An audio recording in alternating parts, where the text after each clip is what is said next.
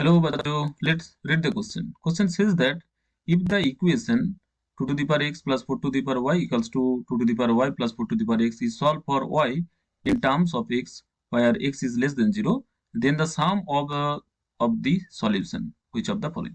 तो देखो यहाँ पर जो बोल रहा है ना, सबसे पहले ये जो क्वेश्चन दे रखा है इसको समझना होगा। ये जो इक्वेशन यहाँ पर है इसको सॉल्व करना होगा। y का सॉल्व किस टर्म पे? x का टर्म पे, ठीक है। मतलब y इक्वल्स टू हमें जो सॉल्यूशन होगा उस सॉल्यूशन का x रहेगा, उस सॉल्यूशन पे x रहेगा, ठीक है। सबसे पहले ये जो इक्वेशन इसको मैं लिख लूँ यहाँ पर 2 to the power x plus 4 to the power y equals to 2 to the power y plus 4 to the power x, ठीक है। अब देखो यहाँ पर 4 टू द पावर y को इसी तरफ से लिख सकते हो ना, 2 टू द पावर y इसका होल स्क्वायर। यहाँ पर y को एक साइड पे ले आओ तो minus 2 to the power y, और जो दूसरी टर्म है यहाँ पर रख दो 4 टू द पावर x को ऐसे लिख लो ना, ठीक है। 4 टू द पावर x को यहाँ पर रहने दो, 4 टू द पावर x, और यहाँ पर इस वाले टर्म को यहाँ पर ले आओ तो ये बन जाएगा 2 टू द पावर x। तो यहाँ पर देखो सबसे पहले यहाँ पर मैं मान लेता हूँ कि ये जो 2 टू दी पावर y है ये है मानो तो p, ठीक है। तो देखो ये इक्वेशन बन जाएगा p square minus p equals to 4x minus 2 to the power x। अब ये जो है ना इसको कांस्टेंट मान लो, ठीक है। तो देखो p square minus p minus क्या होगा 4 to the power x minus 2 to the power x, है ना, इक्वल्स टू 0 होगा। देखो ये कांस्टेंट ऐसे कर लो ना। यहाँ पर ये जो y का सॉल्यूशन इन टर्म्स में x का निकलना होगा, तो इसलिए इसको कांस्टेंट मान लो। अब देखो अब क्या करें, यहाँ पर जो सॉल्यूशन होगा इस सॉल्यूशन का सम निकलना होगा।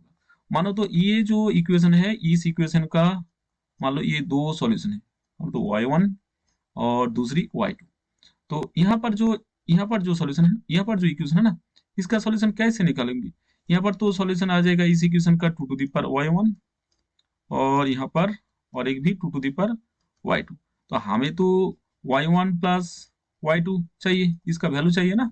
तो देखो कैसे 2 टू द पावर y1 और 2 टू द पावर y2 को कैसे कैसे कैसे y1 प्लस y2 ले आए। देखो इसको मल्टीप्लिकेशन कर दो ना, तो इसीलिए इस इक्वेशन का प्रोडक्ट ऑफ द रूट हमें चाहिए, ठीक है।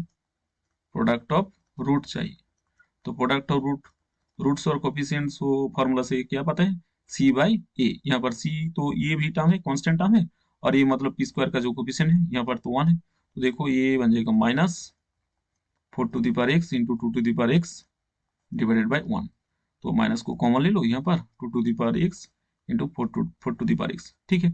ये तो कांस्टेंट टर्म। अब देखो और यहाँ पर प्रोडक्ट ऑफ रूट ये क्या हो गया 2 to the power y1 into 2 to the power y2, है ना। अब देखो यहाँ पर चलते हैं। देखो यहाँ पर एक काम करता हूँ मैं, यहाँ पर 2 to the power y1 plus y2 इसको लिख दो, और देखो यहाँ पर इनमें से 2 टू द पावर x को कॉमन ले लो, तो ये आ जाएगा 1 माइनस ये रहेगा 2 टू द पावर x, ठीक है।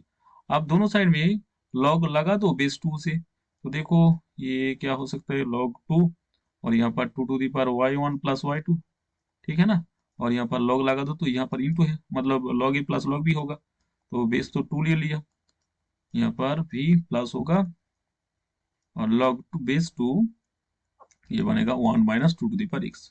देखो ये तो हो जाएगा यहाँ पर तो बेस, और यहाँ पर जो पावर ये दोनों इक्वल है, इसलिए y1 प्लस y2 हो जाएगा। और यहाँ पर देखो 2 मतलब x तो इधर पे आ जाएगा, और 2 बेस log 2 बेस 2 ये तो 1, तो ये x बन जाएगा, और ये आ जाएगा log base 2 1 minus 2 to the power x।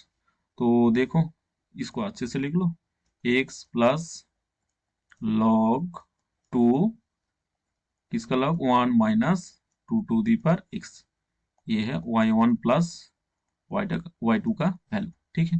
तो देखो ये सम है, इस इक्वेशन ये जो क्वेश्चन पे बोला था ना, तो ये बन गया, देखो ये बन गया।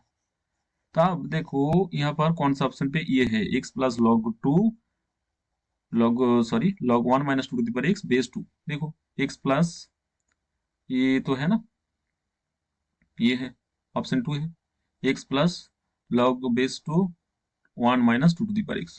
तो इसीलिए यहाँ पर जो सही ऑप्शन चुनना होगा वो तो हमें क्लियर है option 2. I hope you understand it well. All the best. Thank you.